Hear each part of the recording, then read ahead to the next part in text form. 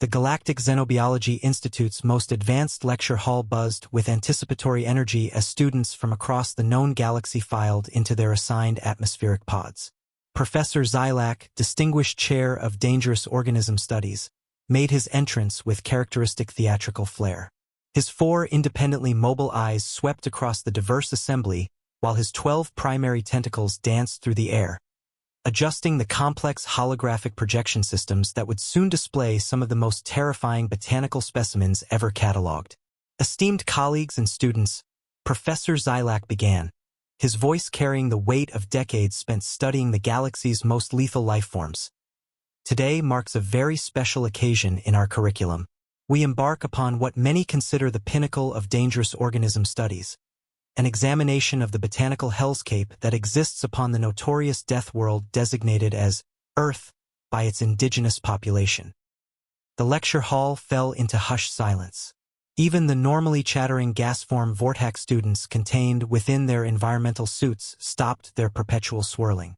The crystalline Cthari in the front rows dimmed their natural luminescence to better focus their optical sensors, while the sleek reptilian meridians straightened their elongated necks in rapt attention. Professor Xylak's primary tentacles activated the holographic displays, and immediately the air above the lecture pit filled with 3-dimensional molecular structures rotating slowly in ominous red light.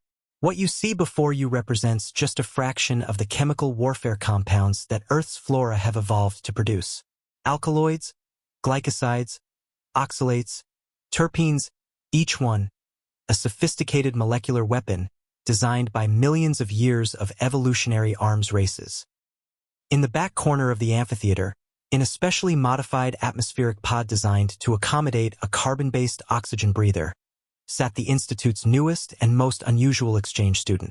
Marcus Williams had arrived just 3 cycles ago from the very world they were studying, part of the first human academic exchange program since formal diplomatic contact had been established. The creature appeared remarkably calm for something that had spent its entire existence surrounded by the botanical horrors they were about to examine. Curiously, the human was consuming something from a small metallic container, occasionally making satisfied sounds that his universal translator rendered as expressions of enjoyment. Now then, Professor Xylak continued, his voice taking on the ominous tone that had made his lectures legendary throughout the Institute, let us begin our journey into madness with what the humans have so innocuously named the nightshade family, Solanaceae. The holographic display shifted to show innocent-looking plants with broad leaves and colorful fruits. Do not be deceived by their benign appearance, Xylak warned, 2 of his eyes focusing intently on the display while the other 2 monitored his students' reactions. These seemingly harmless organisms are living chemical weapons factories. They produce solanine, a glycoalkaloid so potent that a mere 50 milligrams can cause complete neurological shutdown in most sentient species. They manufacture nicotine, originally evolved as a neurotoxic pesticide. They synthesize capsaicin, a vanilloid compound that triggers pain receptors with such intensity that it has been weaponized by multiple civilizations. A visible tremor ran through the assembled students. Several Cthari began unconsciously activating their defensive crystal formations, while the Vortex students' environmental suits automatically increased their filtration protocols. But here is where the true horror begins. Professor Xylak's voice dropped to barely above a whisper, forcing his audience to lean forward despite their growing unease. The humans of Earth do not merely tolerate these toxic organisms. They do not simply coexist with them in their natural environment. He paused, allowing the tension to build to nearly unbearable levels. They cultivate them. The reaction was immediate and dramatic. Several students activated emergency atmospheric seals, while others began unconsciously backing away from the holographic displays as if the mere images posed a threat. Vast agricultural complexes spanning thousands of hectares, Xylak continued relentlessly, dedicated entirely to the mass production of these nightshade toxins. Sophisticated irrigation systems, carefully controlled soil chemistry, selective breeding programs designed to maximize alkaloid content. And all of this industrial-scale botanical warfare production serves a single, incomprehensible purpose. The professor's tentacles trembled with either excitement or horror as he delivered the final revelation. They consume them, deliberately, regularly, with apparent enjoyment. Supervisor Glinth, the senior Vortex student whose gaseous form had begun pulsing an alarmed yellow-green, finally found his voice. Professor, with all due respect to your research, surely such behavior would result in immediate species extinction? No organism could survive systematic self-poisoning on such a scale. And yet, Professor Xylac replied, gesturing toward his holographic databases, humans not only survive this daily chemical assault, they actively seek out increasingly concentrated forms of these toxins. Tomatoes, potatoes, peppers, eggplants, tobacco, all members of this nightshade family, all consumed in massive quantities across their entire planetary population. The implications hung in the air like a toxic cloud. If the humans could casually consume what the rest of the galaxy considered weapons-grade botanical toxins, what did that suggest about their physiology, their evolutionary history, their potential threat level to other species? In the back of the amphitheater, Marcus Williams continued eating from his container, completely oblivious to the fact that his mere existence was causing an existential crisis among some of the galaxy's most advanced xenobiological minds. Occasionally, he would pause in his consumption to take notes on the lecture, nodding along as if Professor Xylac were discussing the weather rather than cataloging his species' apparent immunity to substances that could kill most other known life forms. The stage was set for what would become the most memorable and terrifying xenobiology lecture in the Institute's distinguished history. Professor Xylac's tentacles performed an intricate dance as he transitioned to the next section of his presentation, his excitement building to what many of his colleagues considered an unhealthy obsession with Earth's botanical terrors. The holographic display shimmered and reformed, molecular structures dissolving into new, even more ominous configurations. Distinguished students, he announced, his voice carrying the weight of impending doom. We now venture into territory so horrifying that the Galactic Council of Sciences has classified the following information as restricted to advanced xenobiology students only. Several younger students instinctively activated additional protective protocols on their environmental systems. Behold, Xylac intoned dramatically, the genus Capsicum, nature's most sadistic creation. The new holographic display materialized before the terrified class, showing what appeared to be innocent, colorful pods hanging from green plants. Deceptively simple in their appearance, they looked almost harmless compared to the complex molecular diagrams they had been studying. This only made them more sinister in the eyes of the assembled students.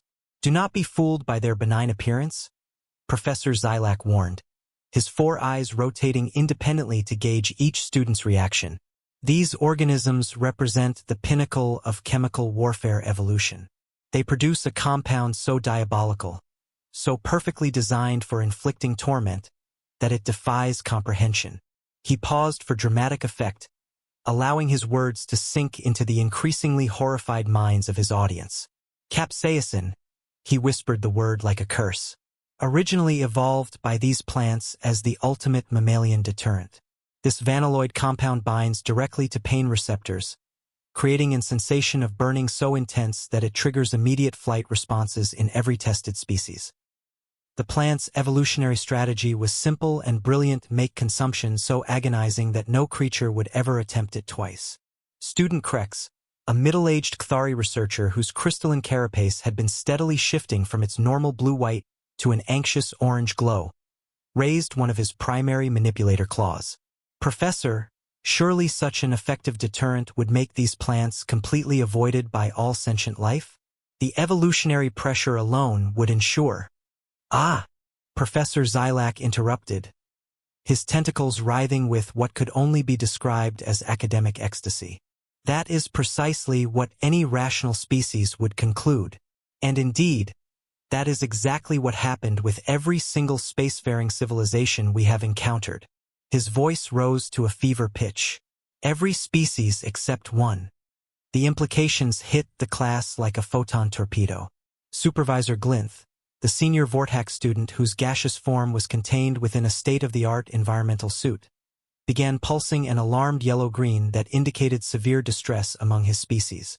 The humans, Xylac continued relentlessly, not only ignore this evolutionary warning system, they actively seek it out. They have developed what they call the Scoville scale, a measurement system designed specifically to quantify levels of this torture compound. The scale ranges from their so-called mild varieties at merely 2,500 units to weapons-grade concentrations exceeding 2,200,000 units. A collective gasp echoed through the amphitheater. Several students began unconsciously backing away from the holographic displays, as if the mere visual representation might somehow contaminate them. To put this in perspective, Professor Zilak explained, his voice trembling with a mixture of scientific fascination and existential horror. A concentration of 100,000 Scoville units would be sufficient to incapacitate a fully grown Meridian warrior for several planetary rotations. Concentrations above 500,000 units are classified as chemical weapons by 17 different galactic governments. The assembled Meridian students' elegant neck frills flattened against their skulls in an instinctive defensive posture. But here is where the true madness reveals itself, Zilak continued, his tentacles now trembling with barely contained excitement. The humans do not merely tolerate these concentrations. They compete to consume the most potent varieties possible.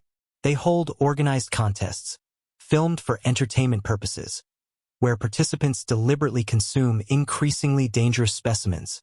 That's impossible, stammered Glinth, his atmospheric suit's translation system struggling to process his species' equivalent of shocked disbelief. No organism could survive such deliberate self-torture. The pain alone would trigger immediate unconsciousness. Not only do they survive, Professor Zilak replied with grim satisfaction, they have selectively bred these plants to produce even higher concentrations of capsaicin, ghost peppers, Carolina reapers, Trinidad scorpions, dragon's breath, pepper X. The nomenclature alone reveals their full awareness of these weapons' destructive potential. Some varieties, he continued, warming to his theme, are so concentrated that humans must wear protective equipment just to handle them safely. Gloves, eye protection, respiratory filters, full hazmat protocols for what they consider a food ingredient.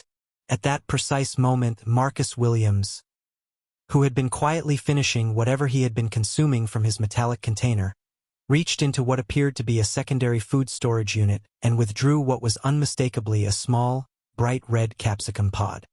The timing was so perfect it seemed orchestrated by some cosmic force with a particularly twisted sense of humor. Without hesitation, without any visible protective equipment, without even a moment's pause for consideration, the human bit directly into the pepper.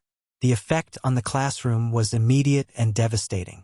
Supervisor Glintha's environmental suit began flashing every warning indicator it possessed. Krex's crystalline shell went from orange to deep purple, a color that typically indicated imminent death among his species. Several younger students activated emergency protocols and began evacuating their atmospheric pods. Marcus chewed thoughtfully, showing absolutely no signs of distress, pain, or even mild discomfort. The silence that followed was so complete it seemed to have physical weight. The silence that had descended upon the Galactic Xenobiology Institute's premier lecture hall was so profound that it seemed to have acquired its own gravitational field. Professor Zilak's 3 primary hearts, along with his 2 backup cardiac organs, had all stopped beating in perfect synchronization, creating what his physician would later describe as a physiologically impossible cardiac event brought on by extreme academic shock. His 4 eyes, usually capable of independent focus that allowed him to monitor multiple students simultaneously, were now locked in unanimous horror upon the human exchange student who was casually masticating what appeared to be a Class 7 botanical weapon with all the concern one might show for consuming atmospheric moisture. Student Williams. Professor Zilak's voice cracked with such force that his universal translator temporarily malfunctioned, producing a series of alarmed harmonic frequencies that caused several sensitive species in the back rows to activate their emergency acoustic dampeners. Cease consumption immediately. Do not swallow. Medical intervention protocols must be initiated without delay. Marcus Williams looked up from his casual destruction of a capsicum specimen with an expression of genuine confusion that only served to amplify the surreal horror of the situation. The half-consumed pepper remained visible in his hand, its bright red surface glistening with what Professor Xylak's scientific mind helplessly catalogued as human salivary secretions contaminated with weapons-grade capsaicin. "Oh, this—" Marcus held up the remaining portion of the pepper with the same nonchalant attitude one might display when discussing weather patterns. "It's just a habanero. Pretty mild, actually. Probably only around 350,000 on the Scoville scale.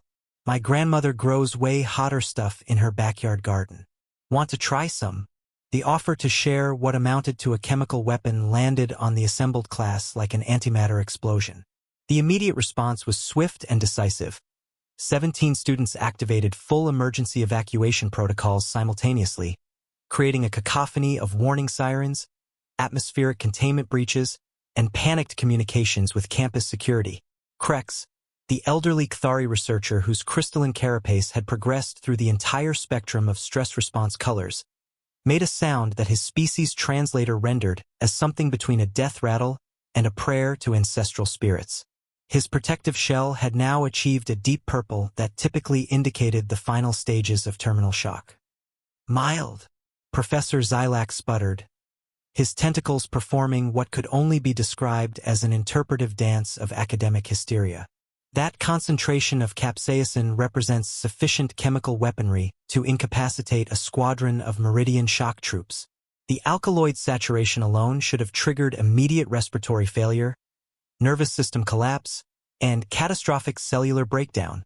Marcus paused in his consumption, not from distress, but apparently to better explain the situation to his increasingly panicked audience. He took another deliberate bite, chewed thoughtfully, and swallowed with obvious satisfaction. "Yeah, it's got a nice heat to it," he agreed pleasantly. "Good fruity flavor profile too, with just a hint of citrus undertones. My grandmother actually specializes in heritage varieties. She's got this amazing collection of peppers from all over Earth. Scotch bonnets, ghost peppers, Carolina reapers, some experimental crossbreeds that don't even have official names yet. Your genetic progenitor," Supervisor Glinth managed to gasp through his environmental suit's emergency filtration system, which had activated the moment it detected airborne capsaicin particles, "deliberately cultivates multiple varieties of these torture compounds?" "Oh, absolutely," Marcus replied with enthusiasm that would have been heartwarming in any other context. "She's actually part of this global community of pepper enthusiasts. They trade seeds, share growing techniques, compete in heat tolerance contests. Last summer she won second place at the Regional Superhot Championship with a pepper that measured over 2.2 million Scoville units." The implications of this statement struck the remaining students like a cascade of photon torpedoes. Not only did humans regularly consume these botanical weapons, but they had organized entire social structures around the practice. They competed, they celebrated, they formed communities dedicated to the pursuit of ever-increasing levels of chemical self-torture. "Student Williams," Professor Xylak said, his voice barely above a whisper as his mind struggled to process information that violated every known principle of evolutionary biology. "Are you informing this academic assembly that your family unit intentionally breeds and concentrates these neurotoxic compounds for recreational consumption purposes?" "Well, yeah," Marcus responded, as if this were the most obvious thing in the universe. He reached into his food container and withdrew another pepper. This one visibly different, with a more wrinkled surface and darker coloration that seemed to absorb light like a botanical black hole. "Though technically, my dad's the one who focuses on the really serious heat. He's been working on this crossbreeding project for the last 3 years, trying to combine the intensity of a Carolina Reaper with the complex flavor profile of a chocolate habanero." "Crossbreeding?" Krex whispered, his voice carrying the weight of cosmic horror. "They're actively working to create new varieties." "Oh, sure," Marcus said, biting into the second pepper with the same casual attitude he'd shown the first. "The pepper community is always pushing boundaries. There's this whole movement toward developing ultra-superhots that maintain good flavor complexity while breaking Scoville records. Some of the experimental varieties coming out of places like the Chili Institute are just incredible." "Chili Institute?" Professor Xylak's translator was now producing error codes. Yeah, it's this research facility where they study pepper genetics, develop new varieties, test heat levels. Pretty cool place, actually. They've got greenhouses full of the hottest peppers on Earth, all carefully monitored and cataloged. 2 more students fainted. The realization was slowly dawning on Professor Xylac that everything the galactic scientific community thought it knew about humans was not just wrong. It was catastrophically, fundamentally, universe-shatteringly incorrect. Professor Xylac made what would later be recorded in the Institute's archives as the most catastrophically ill-advised pedagogical decision in galactic academic history. Despite witnessing a human casually consume enough capsaicin to theoretically kill a small spacecraft crew, he decided to continue the lecture. Perhaps it was scholarly momentum, perhaps it was denial, or perhaps his mind had simply reached its breaking point and defaulted to academic routine in the face of cosmic impossibility. Whatever the reason, his trembling tentacles moved across the holographic controls with mechanical precision, desperate to maintain some semblance of normal educational procedure, even as his understanding of biological possibility crumbled around him like a collapsed neutron star. "Class," he began, his voice carrying the hollow quality of someone whose worldview had been systematically demolished by empirical observation. "We shall now proceed to examine another family of Earth's botanical horrors." His words came out in measured cadences, each syllable carefully controlled as if normal speech patterns might somehow restore sanity to the universe. The holographic display shimmered and reformed, molecular structures dissolving into new configurations that seemed almost gentle compared to the capsaicin molecules they'd just been studying. Large, broad-leafed plants materialized in the projection space, their innocent appearance somehow more menacing given what the class had already witnessed. "Behold the Solanaceae family's most insidious representative," Professor Xylac announced with the weary tone of someone delivering funeral orations for the laws of physics. "Nicotiana tabacum and its related species, organisms that produce one of the galaxy's most potent neurotoxic alkaloids." The remaining students, those who hadn't evacuated during the previous demonstrations of human impossibility, leaned forward with the morbid fascination of sentient beings watching their fundamental understanding of biology be systematically destroyed. "Nicotine," Professor Xylac continued, his 4 eyes now moving independently as his neural processing system struggled to maintain coherent thought patterns, "represents evolution's attempt to create the perfect neurological weapon. This alkaloid binds directly to acetylcholine receptors, disrupting neural transmission with surgical precision." He paused to manipulate the holographic display, showing the elegant molecular structure of nicotine in all its deadly beauty. In its pure, concentrated form, a mere 60 milligrams, approximately the mass of a single grain of Altarian sand, can cause complete respiratory paralysis and cardiac arrest in most humanoid species.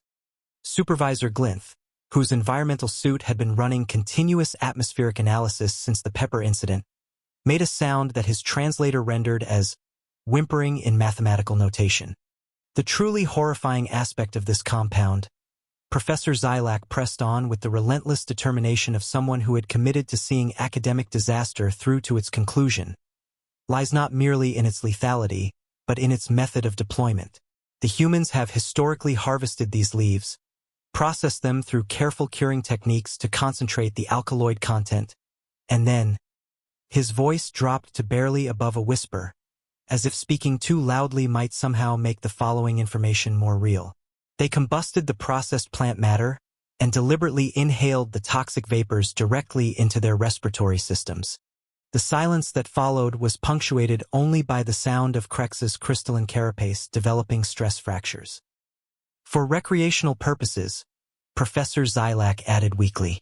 At this precise moment, with timing so perfect it suggested the universe had developed a particularly cruel sense of dramatic irony. Marcus Williams looked up from his food container with an expression of genuine interest.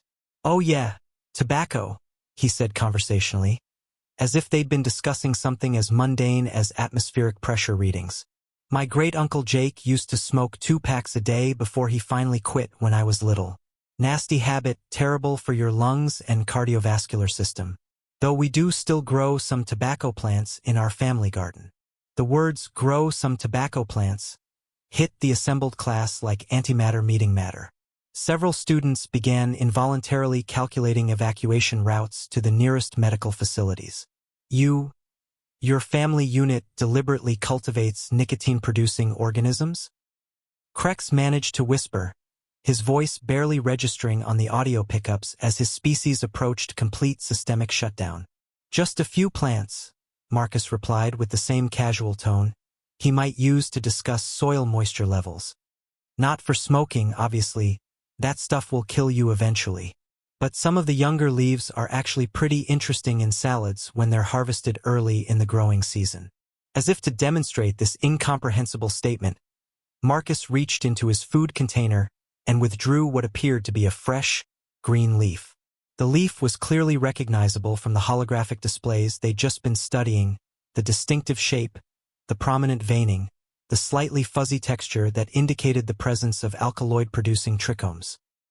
Without hesitation, without protective equipment, without even a moment's pause for what any rational being would consider basic survival instincts, the human placed the leaf in his mouth and began chewing.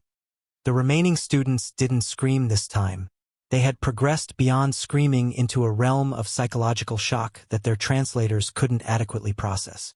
Instead, they simply stared in absolute, crushing silence as Marcus consumed what should have been a lethal dose of one of the galaxy's most feared neurotoxins. It's just baby tobacco, Marcus explained helpfully, apparently mistaking their catatonic stare for curiosity rather than the existential crisis it actually represented. The nicotine levels are really low when the leaves are this young and fresh. Plus, your body builds up tolerance pretty quickly if you're around it regularly. He chewed thoughtfully for a moment before adding, back on Earth, lots of indigenous cultures traditionally use tobacco leaves for ceremonial purposes. Usually they'd cure them first, but some groups did chew fresh leaves. You have to be careful about dosage, obviously, but it's not as dangerous as people think if you know what you're doing.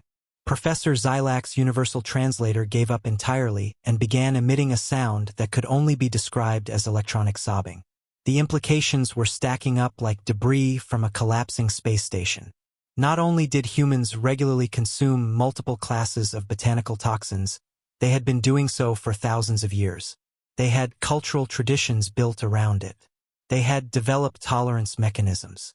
They had somehow evolved past the basic biological imperative of avoiding things that should kill them. Supervisor Glintha's environmental suit was now displaying warning messages in 17 different languages, all of which roughly translated to evacuate immediately, impossible biological hazard detected.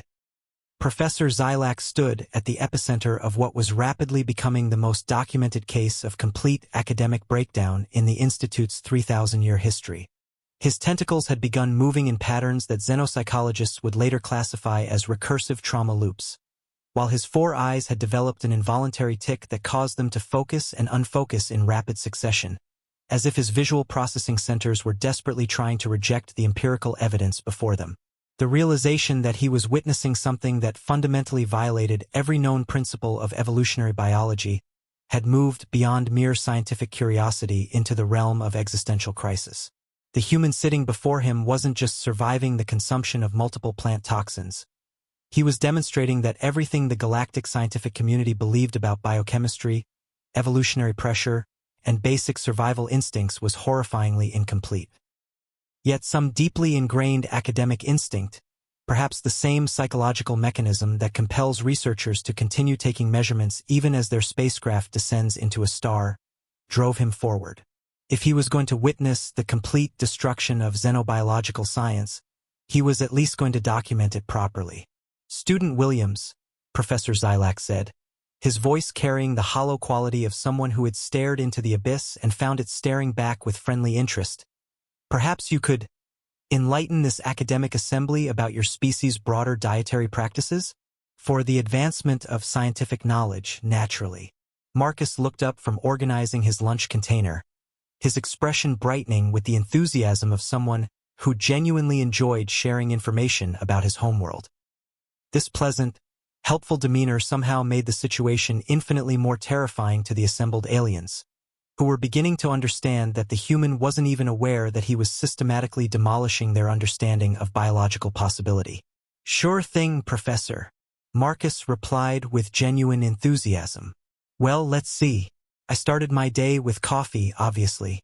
That's got caffeine, which I guess you could technically classify as a neurotoxic alkaloid. It's actually a natural pesticide that coffee plants evolved to kill insects.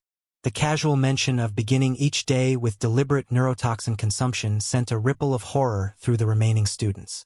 Several had begun making what their respective species considered final preparations, updating personal archives, sending farewell messages to family units, activating spiritual protocols for facing cosmic impossibility.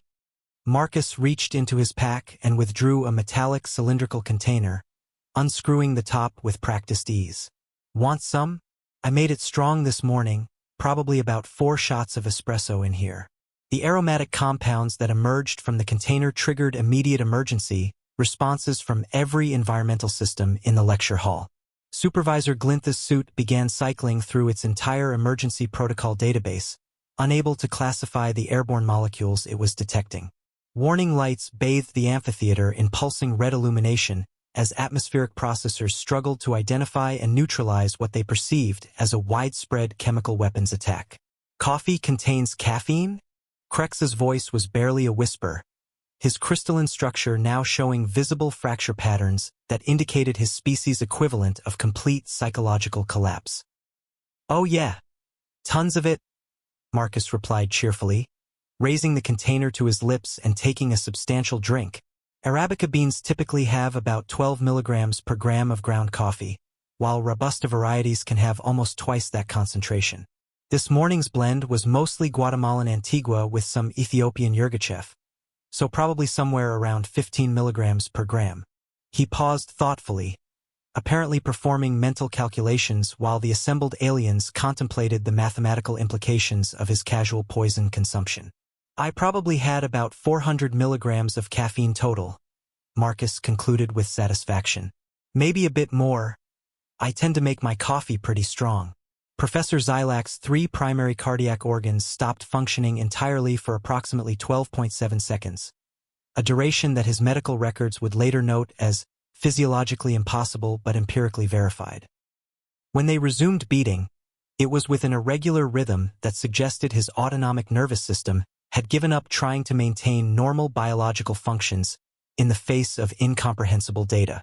400 milligrams of caffeine? Professor Xylak's voice had risen to frequencies typically associated with emergency distress calls. That concentration represents a lethal dose for most Vortex subspecies. The neurological impact alone should have caused immediate cardiac arrhythmia. Really? Marcus looked genuinely surprised, taking another casual sip from his thermos. I mean, 400 milligrams is just a regular large coffee for most people. My roommate Jake drinks way more than that. He's got these energy drinks that pack like 300 milligrams per can, plus taurine, guarana extract, B vitamins, and a bunch of other stuff. Other stimulant compounds? Xylak's voice cracked like ice under pressure. Combined with caffeine? Well, there's also theobromine from the chocolate syrup I added to my mocha, Marcus continued conversationally, apparently oblivious to the fact that each additional detail was pushing the assembled aliens closer to complete mental breakdown. That's another methylxanthine alkaloid, closely related to caffeine but with different pharmacological effects. And I had some green tea with lunch, which contains both caffeine and L-theanine. That's an amino acid that modulates neurotransmitter activity. The sound of Crex's crystalline carapace developing new stress fractures echoed through the suddenly silent amphitheater like breaking glass. Student Williams, Professor Xylak said with the careful precision of someone trying to maintain sanity through adherence to academic protocol. Are you informing this scholarly assembly that humans routinely consume multiple different classes of psychoactive alkaloids, often in synergistic combinations, as part of their standard daily nutritional intake? I guess when you put it like that, it sounds kind of intense, Marcus replied with a thoughtful shrug. But yeah, pretty much everyone drinks coffee or tea. And we eat fruits and vegetables every day, most of which contain various defensive compounds. It's just normal food to us. Defensive compounds, Professor Xylak repeated in a voice that barely qualified as sound. You know, tannins, flavonoids, glycosides, alkaloids, Phenolic compounds, Marcus listed off cheerfully. Even simple stuff like onions and garlic have sulfur-based defensive chemicals that are technically toxic in high concentrations. And don't get me started on mushrooms. Some of those can be seriously dangerous if you don't know what you're doing. The implications crashed over the assembled class like a tsunami of impossibility. Not only were humans immune to what the rest of the galaxy considered lethal toxins, they had apparently built their entire civilization around the regular consumption of chemical weapons disguised as food. Supervisor Glinth had progressed beyond simple hyperventilation to what his species' medical texts would classify as existential respiratory failure. Professor Xylac had reached a state that xenopsychologists would later term academic transcendence through traumatic revelation, a condition where the mind, faced with data that completely invalidates its fundamental assumptions about reality, begins operating on pure scientific autopilot while the conscious awareness retreats to observe the proceedings from a safe psychological distance. His 6 legs had given up their structural responsibilities entirely, leaving him supported only by his emergency mobility assist system and the sheer momentum of scholarly habit. Each new revelation from the human student had systematically dismantled another pillar of established xenobiological theory. And now Professor Xylac found himself wondering if perhaps the universe itself was conducting some sort of elaborate practical joke at the expense of rational scientific inquiry. With movements that resembled a marionette operated by someone having a seizure, he managed to lower himself into his emergency lecture position, a specialized support apparatus designed for situations where normal physiological functions became impossible but teaching obligations remained. "Student Williams," he said, his voice carrying the hollow resonance of someone whose worldview had been fed through an antimatter processor. "You mentioned mushrooms?" The word itself seemed to hang in the air like a toxic cloud, pregnant with implications that the surviving students were desperately trying not to contemplate. In the back rows, several aliens had begun what appeared to be species-specific prayer rituals, while others had activated emergency stasis protocols that would preserve their consciousness until rescue teams could safely extract them from this educational catastrophe. "Oh yeah, love mushrooms," Marcus replied with the cheerful enthusiasm of someone discussing atmospheric pressure variations rather than substances that could theoretically be weaponized by 17 different galactic civilizations. He reached into his lunch container with the casual confidence of someone who had never encountered a plant compound that considered him anything other than a friend. From the container, he withdrew what appeared to be a substantial sandwich, constructed with the sort of architectural precision that suggested serious culinary intent. "This is actually a portobello and spinach sandwich with some roasted red peppers and garlic. Probably my favorite lunch combination." The mention of multiple botanical compounds in a single food item triggered what could only be described as a cascade failure among the remaining students. Krex's crystalline carapace, already showing dangerous stress fractures, began emitting the sort of harmonic frequencies that typically preceded complete structural collapse among his species. Marcus took a large, demonstrative bite of the sandwich, chewing with obvious satisfaction while completely oblivious to the fact that he had just consumed what most of the galaxy would classify as a complex chemical weapon disguised as a meal. "Spinach!" Supervisor Glintha's voice emerged from his environmental suit as barely more than a statistical approximation of sound. His gaseous form had condensed to roughly 1/3 its normal volume, a physiological response that typically occurred only during exposure to existential threats of galactic proportions. "Spinach contains oxalic acid," Glinth continued, his atmospheric suit's translation system struggling to process concepts that apparently violated the fundamental laws of biochemistry. "Oxalic acid is a dicarboxylic acid that binds with essential minerals, causing crystallization in renal systems and leading to complete organ failure."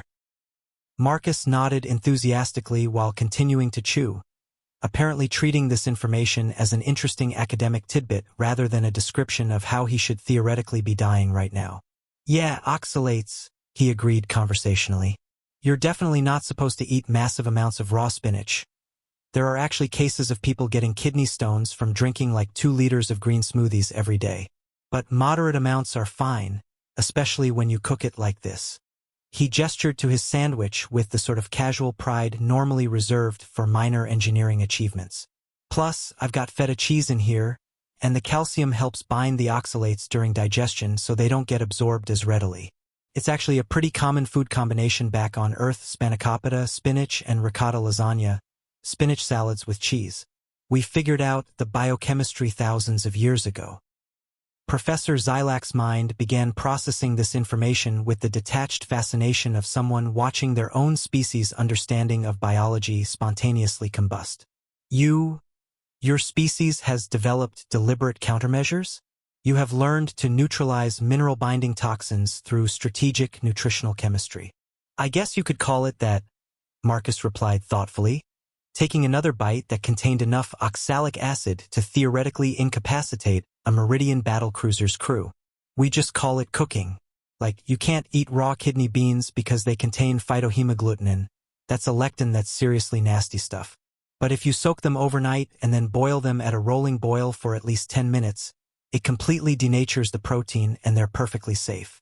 Lectin, Professor Zilak repeated with the sort of numb fascination typically reserved for watching stars collapse.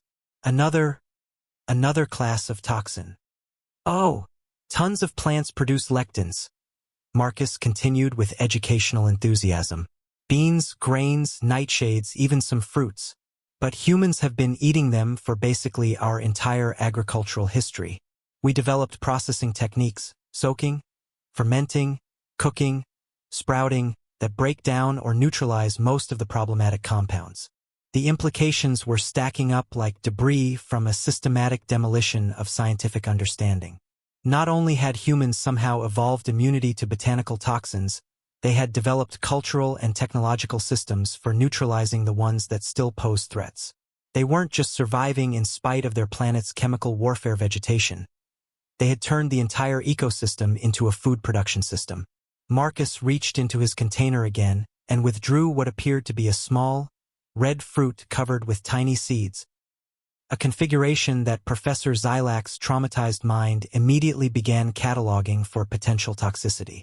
Strawberry, Marcus offered helpfully, holding the fruit toward the assembled class with the same friendly gesture one might use to offer atmospheric filters during a toxic spill.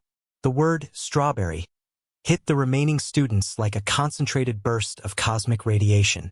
Those who still retained consciousness began frantically accessing their botanical databases, while others simply activated emergency medical protocols and hoped for the best. "No!"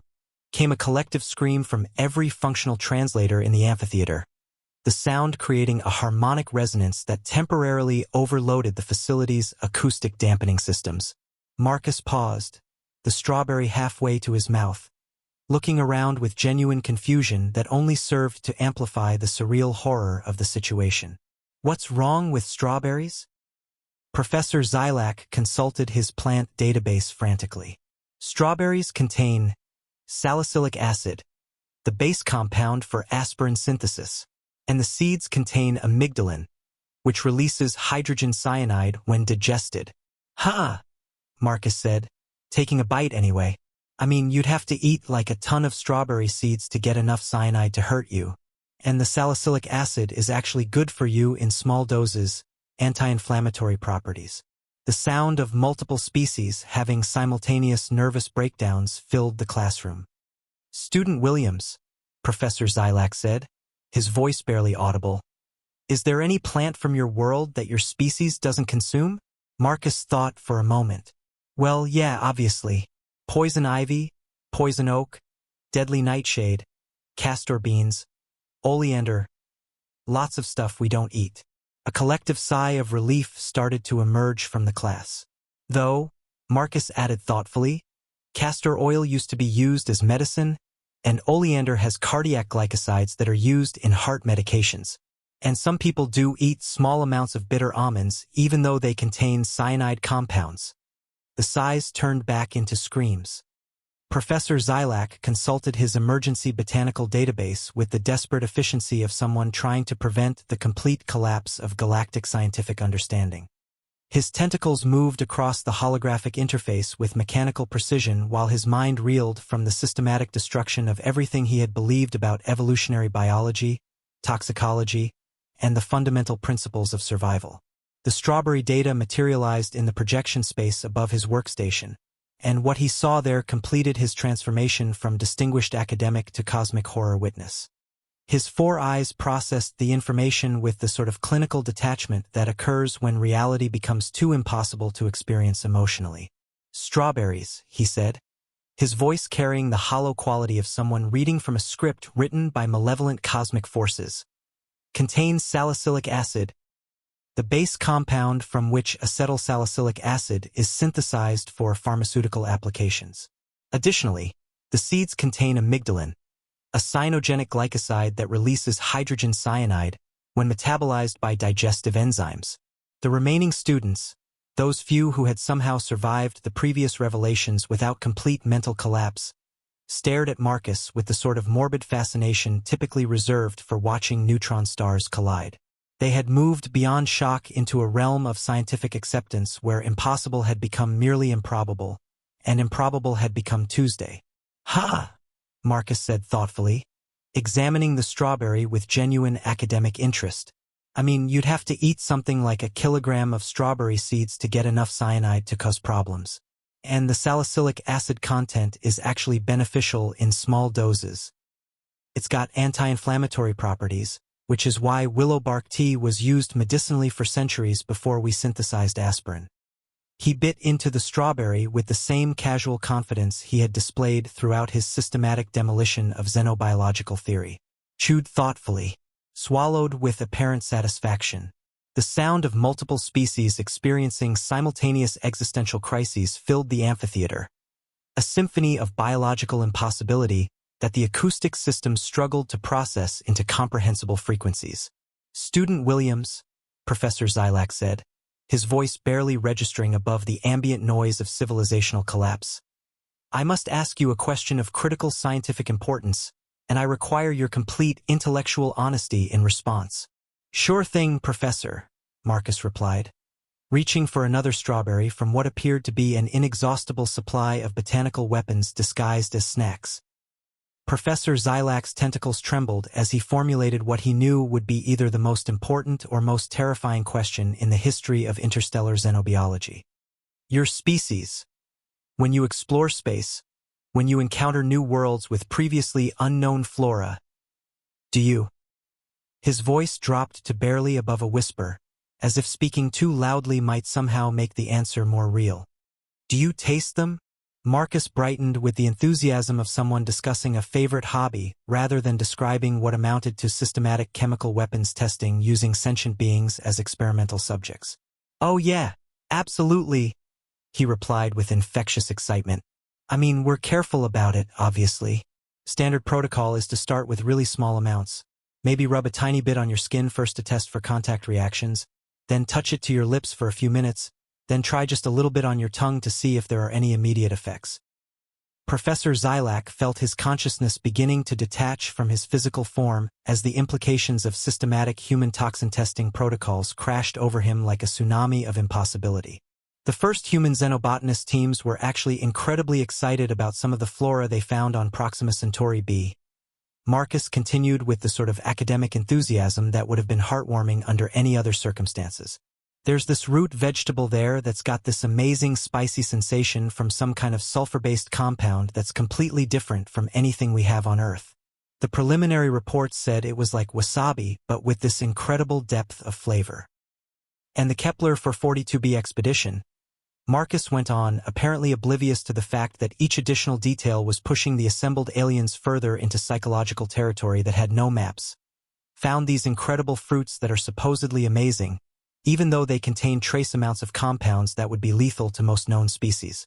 The research team described them as having this complex sweet-tart flavor profile with psychoactive properties that are apparently really pleasant in subtoxic doses. The revelation hit Professor Zilak with the force of a collapsing wormhole. Everything the galactic scientific community thought it understood about humans was not just incomplete, it was so fundamentally wrong that it constituted a different branch of physics entirely. Humans weren't tough because they had evolved on a death world filled with hostile organisms. They weren't resilient because they had survived in an environment of constant chemical warfare. They were tough and resilient because they had spent their entire evolutionary history deliberately consuming their planet's most dangerous substances and had somehow transformed systematic self-poisoning into a recreational activity and cultural foundation. "Student Williams," Professor Xylax said, his voice carrying the weight of cosmic revelation, "what did you consume for your evening meal yesterday?" Marcus grinned with the sort of innocent pride that made the following revelation infinitely more terrifying. "Fugu sashimi," he replied cheerfully. "My roommate Kenji is from Japan, and we found this incredible restaurant that imports authentic pufferfish from Earth. Have you ever experienced properly prepared fugu? The tetrodotoxin creates this amazing tingling sensation on your tongue and lips. It's like the fish is still alive and electric. Plus, there's always that tiny risk element that makes the whole experience more intense." Professor Xylax's consciousness finally achieved complete separation from his physical form. As Marcus knelt down to check on his collapsed professor, he made a mental note to perhaps avoid mentioning the fermented shark meat he was planning to try this weekend, or the century eggs, or the casu marzu cheese with live maggots that his Italian friend had promised to share. Some revelations he had learned during his time at the Institute were best introduced gradually. After all, he was still getting used to galactic dietary restrictions himself. It was genuinely puzzling how most alien species had survived long enough to develop spaceflight when they considered what amounted to basic nutrition to be weapons-grade toxins. Who knew that the rest of the galaxy's idea of food would be so bland? Perhaps, Marcus mused as he activated the emergency medical protocols for Professor Xylax. This cultural exchange program would be more educational than anyone had anticipated. For both sides. Author's note: this HFY, Humanity, F****** story explores the common science fiction trope of humans being surprisingly resilient compared to other alien species. The premise plays on the very real fact that many common human foods contain compounds that are genuinely toxic. We've just evolved alongside these plants and learned to process them safely, or even seek out mild toxicity for flavor like capsaicin in peppers. The story imagines how alien species might react to discovering that humans routinely consume what they would consider dangerous botanical weapons as everyday food. The narrative builds from simple plant toxins to the revelation that humans actively seek out new and potentially dangerous substances as part of their exploratory and culinary culture, suggesting that what makes humans formidable isn't just their resilience, but their fundamental approach to survival through controlled risk-taking and adaptation.